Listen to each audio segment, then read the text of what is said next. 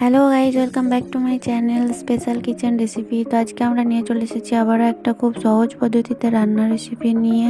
তো আজকে আমরা বানাবো চিলি চিকেন। তার জন্য আমরা এখানে নিয়ে নিয়েছি চিকেন, ক্যাপসিকাম, পেঁয়াজ সব টুকরো টুকরো করে কেটে নিয়েছি। আর নিয়ে নিয়েছি এখানে কাঁচা লঙ্কা, আদা কুচি, রসুন কুচি।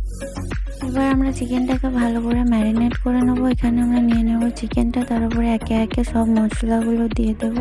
আদা বাটা, রসুন বাটা, পরিমাণ মতো লবণ, লঙ্কার গুঁড়ো আর একটা ডিম ফাটিয়ে দিয়ে দিয়েছি। এখানে মাংস রয়েছে 500 গ্রামের মতো, তার জন্য একটা ডিম দিয়েছি। আর দিয়ে দিলাম কর্নফ্লাওয়ার, পরিমাণ মতো গোলমরিচ, চিলি সস, টমেটো সস আর অল্প করে সয়া সস দিয়ে ভালো করে মাখিয়ে নেব। আর এখানে দিয়ে দেবো কাশ্মীরি লঙ্কার গুঁড়ো কালারটা ভালো আসার জন্য। আর দিয়ে দেবো অল্প পরিমাণে ময়দা। এবার সবগুলোকে ভালো করে ম্যারিনেট করে নেব আর রেস্টে রেখে দেবো আধা ঘন্টার মতো। 30 মিনিট রাখলেই হয়ে যাবে। 30 মিনিট রেস্টের পর এখানে একটা কড়াইয়ে ভালো করে তেল গরম করে আমরা পকোড়াগুলো ভেজে নেব।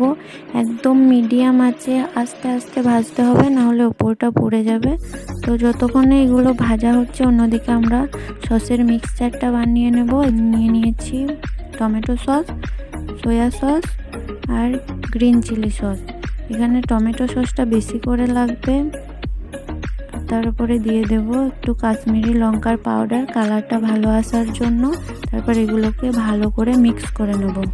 এখানে আমাদের চিকেনটা খুব ভালো করে ভাজা হয়ে গেছে। এবার আমরা এটাকে তুলে নেব। তারপরে কড়াইয়ে তেল দিয়ে কুচিয়ে রাখা আদা, রসুন আর কাঁচা লঙ্কা দিয়ে ভালো করে ভেজে নেব।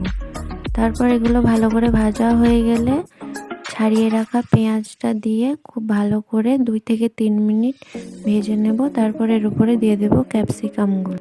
তারপরে এগুলোকে আমরা 5-7 মিনিট ধরে ভালো করে ভাজবো। ভাজা হয়ে গেলে এখানে মিক্স করে রাখা সসটা আমরা দিয়ে দেব। ক্লিপটা নিতে আমি ভুলে গেছি। তারপরে এটাতে একটু পানি দিয়ে মিক্স করে এখানে আমরা পরিমাণ মতো লবণ দিয়ে দেবো। তারপর নাড়াচাড়া করে এখানে আমরা পানিটা দিয়ে দেবো। এবার এখানে আমরা চিকেনগুলো অ্যাড করে দেবো। তারপর ভালো করে নাড়াচাড়া করে এখানে গ্রেভিটা একটু গাঢ় হওয়ার জন্য আমরা অল্প পরিমাণে কর্নফ্লাওয়ার নিয়ে একটু পানি দিয়ে মিক্স করে এটার সাথে অ্যাড করে দেবো। এখানে দিয়ে দিতে হবে 1 চামচ গোলমরিচের গুঁড়ো। ক্লিপটা নিতে আমি ভুলে গেছি। তারপর এটাকে মিডিয়াম আছে 7-8 মিনিট নাড়াচাড়া করলে রেডি হয়ে যাবে আমাদের চিলি চিকেন। তো ভিডিওটি কেমন লাগলো অবশ্যই কমেন্টে বলবেন। ভালো লাগলে একটা লাইক করে দেবেন আর চ্যানেলটিকে সাবস্ক্রাইব করে দেবেন। আমাদের চ্যানেলে খুবই অল্প উপকরণে সহজ পদ্ধতিতে রান্নার রেসিপি শেয়ার করা হয়। যারা রান্নার দিক থেকে একেবারে নতুন, তাদের জন্য খুবই হেল্প।